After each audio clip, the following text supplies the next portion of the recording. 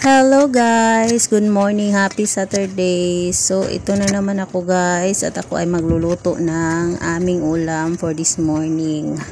So sinabong bangus yung ating lulutuin ngayong umaga guys. So yan, kung makikita nyo, ginet-get ko muna yung lahat ng mga panakot natin bago ako mag-umpisa magluto. So ito na nga yung ating bangus, ang press na bangus, and then yung ating mga panakot.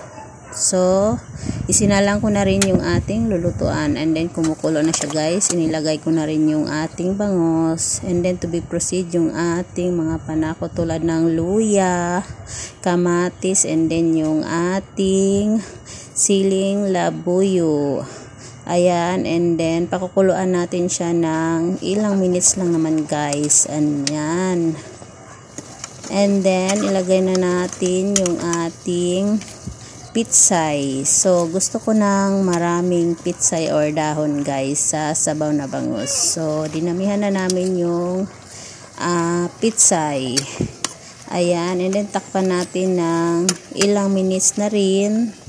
Pakukuluan natin ng kaunti, and then isunod na natin yung ating spring onion for the last, and then titimplahan na natin siya.